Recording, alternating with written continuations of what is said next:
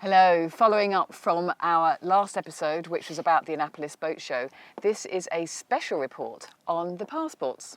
Yes, we've got two passports we're going to look at here. We're focusing on what we think are the good cruising boats. And at Annapolis, there were a few there, lots and lots of production boats. And of course, a lot of people use production boats to cruise in. But if you're out there looking and you know you're a cruiser, I think it pays to buy a specific boat that's made for cruising, made for the job, really. And we'll go through the reasons for that in this sort of series of videos, I think, a bit.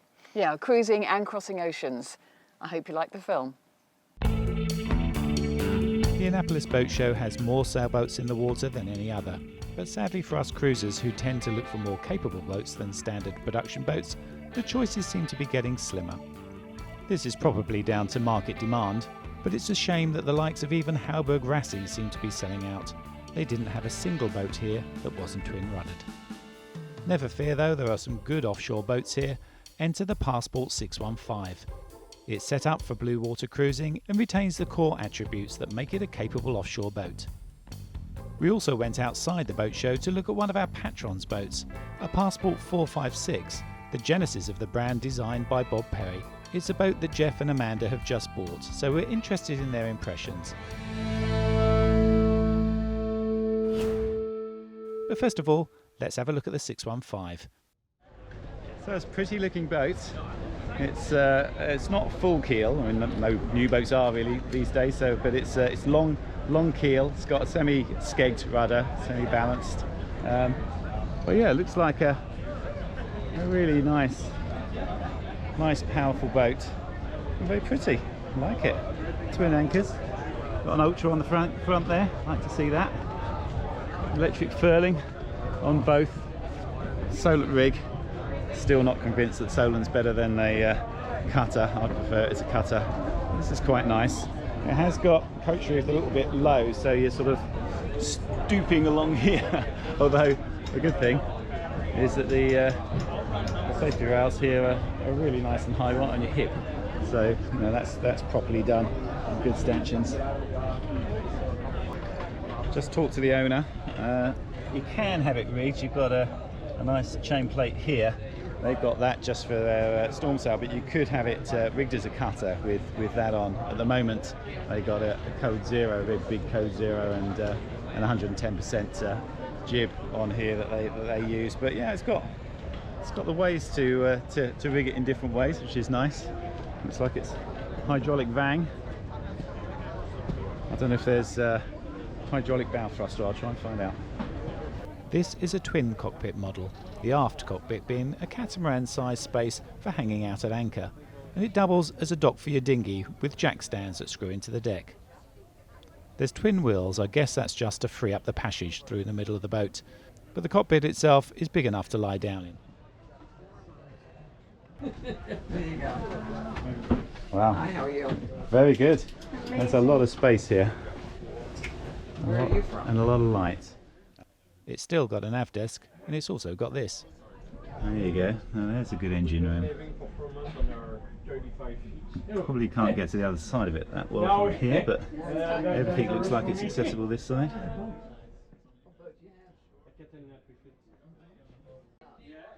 This is What do you amazing. think? Yeah? Holy moly. Yeah, it's fantastic. It's just so Oh, well wow. made. It's utterly gorgeous. That's amazingly isn't it? spacious, isn't it? I mean, look at the Really? headroom in here as well. I know. No, it is. And look in here, they've got it. This is completely the layout you should have. Oh, wow. Yeah, absolutely fantastic. Yeah. Washing machine in the shower. Really nice. It's lovely. It's just lovely. Yeah. It's a big boat though, 62 It feet. is. I would go, personally, I would prefer the 54, a smaller one. But, you know, if you've got a team, Yeah. this is the one. Yeah. And look at this, look. 1, 2 hatches, 1, 2, 3, 4, 5, 6 opening portholes. Yeah. That's And good look what he's got ventilation. there. Look where his fishing line is, Steve. Oh yeah. That is a looked after fishing line. Yeah, I don't think I'm allowed my fishing line in the bedroom somehow. There were good fiddles and handholds throughout the boat, and the quality means this boat will look good for decades. The guest quarters forward are all better than most boats' primary berths, and there are nice touches throughout.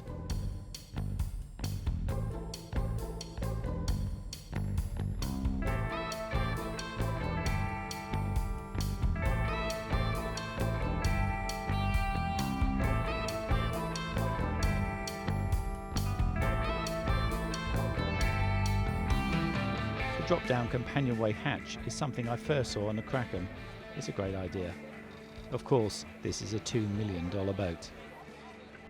I was quite taken by the twin cockpit, that when you're underway you can have your dinghy on the back and it's all safe and sound, and then when you're at anchor you can knock it off and you've got another sitting room. Yeah, it's a good idea, because the davits aren't the be-all and end-all for storing a dinghy, because it is bashing around still at the back there, so it makes it ultra safe, and then you do have the nice big area, and it is a nice big wide open deck, nicely put together, with the guardrails and everything else. I think it was good. I think they are like a lot of the sort of modern bigger boats nowadays, relying on their generator. The Kraken does the same thing. There's no solar on that boat, so it's got, it's a boat with big sails because it's not cutter rigged, which means you've got a big generator, which means you've got to have really electric winches, and obviously it's got them, but it's not really I don't think it's the ethos you should have, to be honest, for a cruising boat. I think you should try to be a bit more self-sufficient, but that's just me. If you're going to have a big boat, you probably need. Well, you need the electric winches, I think, to sail it with two people, because otherwise you do need that crew. Yeah, because of the way they've rigged it. Yeah, they've rigged it as a Solent rig, and that's one of the reasons I don't like the Solent rig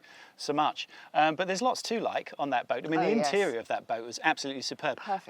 And it's a real thing, isn't it? When you look around the boats, you'll look at the production boats, and most of them look like they sort of come out of IKEA.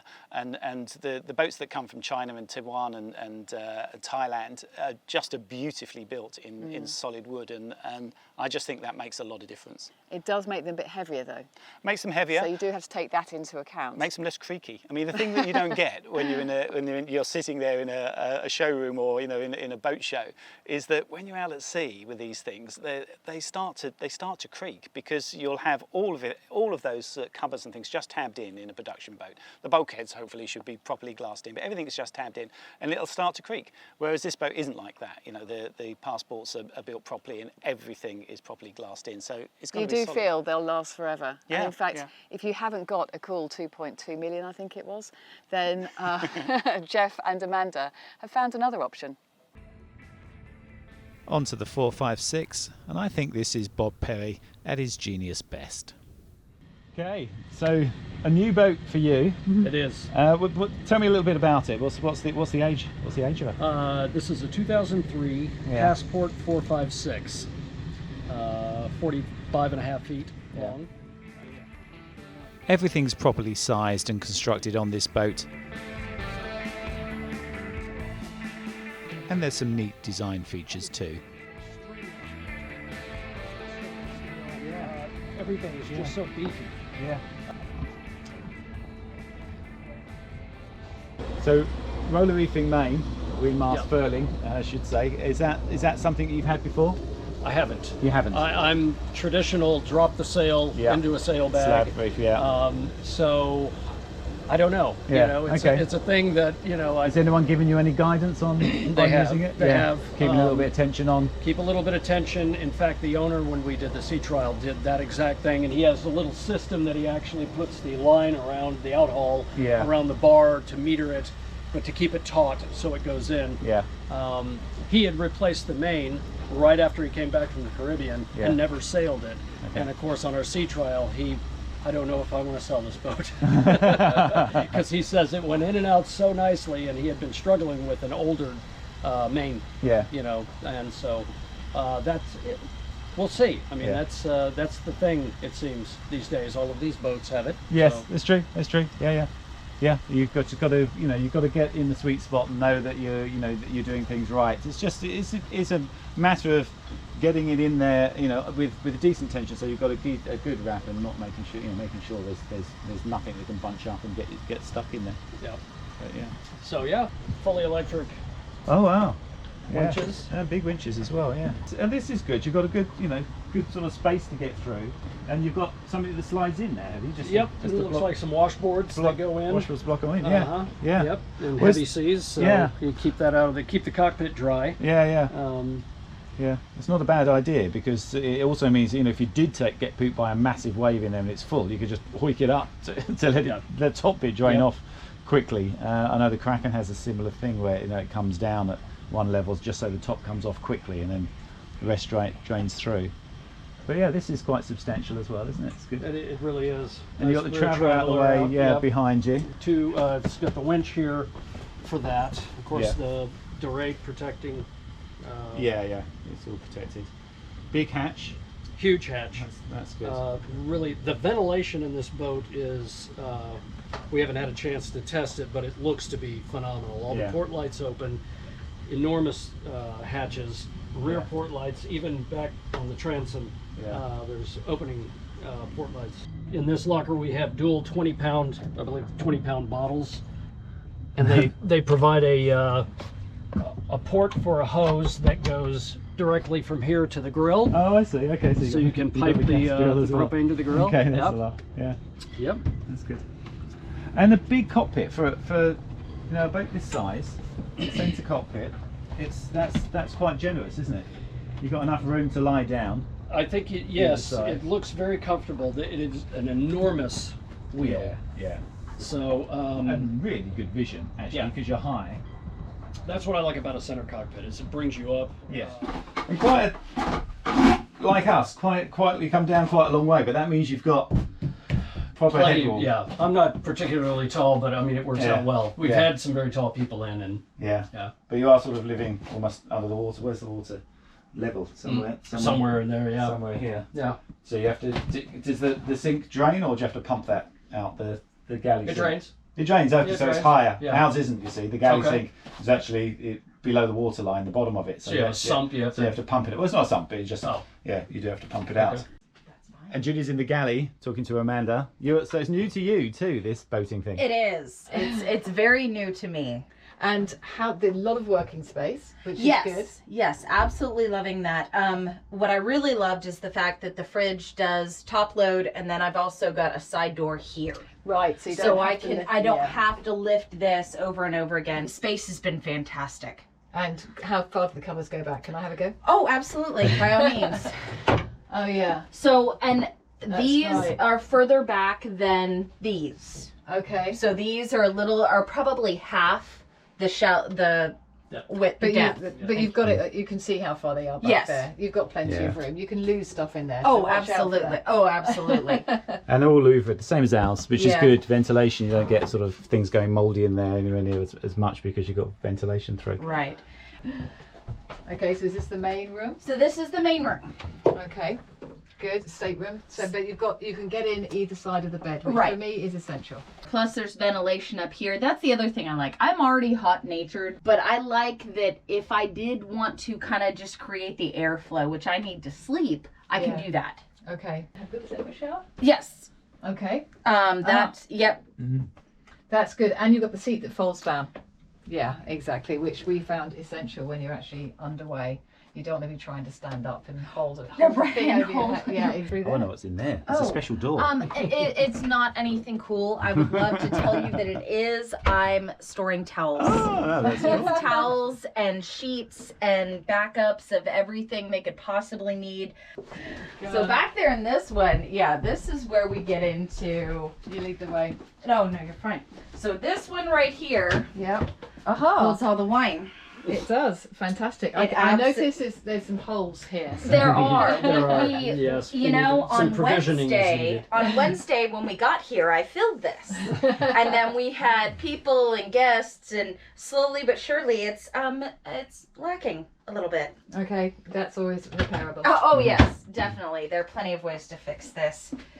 And go ahead. I have no idea. Yeah, special. I've seen it. Idea. Okay, I was going to say, special cupboard for a mast. Right. Oh. Never seen that before. Yep. That's true. It's That's actually great exactly to have what that is. Yeah, it's really good. Excellent.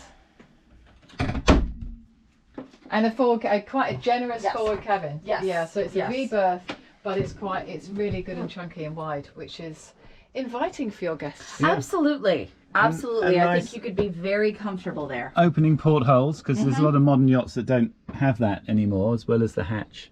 So you've got that. Yeah, another hatch here. And derays as well. So And another shower. Another separate shower. which is Oh, just yeah. so nice. That's Another currently proper housing shower, my yeah. Instapot. Yeah. Yeah, okay. So you haven't shortchanged your guests. Right. Happy sailing. It actually feels bigger than it is. Yeah. Yes. Um, Yes, you can be very comfortable, which I love. So engine access under the galley sink. Yeah, that's The engine looks really clean to me. really clean. Yeah, It's a 75 horsepower Yanmar yeah. diesel. Yeah, I love the Yanmars. We got the Yanmar in there. I think they're the best. And this opens one's up to on have. both sides, so there's access on the other side as well, so you can open it up and really get in Yeah, to do any servicing. good manifolds here Yep. for your tanks. So you've got 2 tanks, have you? 2 different fuel tanks. Yes. Yeah. Yeah, there's, I believe, 125 gallons, something close to that, Yeah. diesel. Yeah. Yeah, it's So, good. yeah. And yeah, you can get to everything here. The problem will be the starter motor the other side, same as mine. But have you got access to this side? Yes, that Yeah, those panels those open panel up. come off. Yep. Well, that's those open up just like this does Yeah. on this side. So yeah, that's great. yeah, there's good That's good great. access. What I really liked about Jeff and Amanda's boat is how safe I felt. You know, there's nothing like having a solid guardrail around the cockpit and a large cockpit. And yet down below it still was very spacious. Yeah, with lots of handholds as well, because it is properly built as a blue water, ocean-going boat, a proper one. And you're right to feel safe in it, because I mean it is intrinsically safe. It's Yeah. got an encapsulated keel, and very few boats have that nowadays. And they've made some concessions with the 615 because it's an encapsulated keel still, but they've got a balanced rudder. So they've only got a semi-skegged rudder at the back there, which I think is a compromise too far in some ways. I mean, you know why they've done it is because it's going to be much lighter steering if you manage to balance the rudder. Because if you put a rudder off the back of a keel or off the back of a full skeg, then all the pressure's on the back of it. You can't possibly balance it. But with the other ones, you've got a little bit of rudder forward of the pivot point, so it balances it out. So yeah, that's what they've done. But they haven't compromised much, else in that boat. Even the 615, was really good. But the 456. I mean, if you look at the stability ratings of it, I've got the figures here. Tell us that. It's very good because they need to be under 2. This is something that came in at after the Fastnet 79 Fastnet races, that they decided that to be a blue water boat in terms of stability, you need to be under 2. And the 456 is 1.81, which is very good. It's well under. The 615 is 1.72, so even more stiff. But that's probably because they're taking the version that had an almost 3 metre depth. They've got a very sort of large keel. Oh, it's a big boat. One, yeah. But yes, but if you they compare that to Fairisle, it's 1.62. So the Fairisle is really, really stiff, and that it's not just the stability that matters there in terms of danger of capsizing. It's the fact that it's just more comfortable because you're not heeling as much. Yeah, so, comfortable but very slow. Yeah. So you have to pay your money and take your choice, like with all of these boats. Yeah, it's all a choice. Yeah. Well, we have another video coming out shortly, which we'll be looking at the Oyster and the Outbound. So we'll sort of compare and contrast those 2 boats. So thank you for watching. Thanks for watching.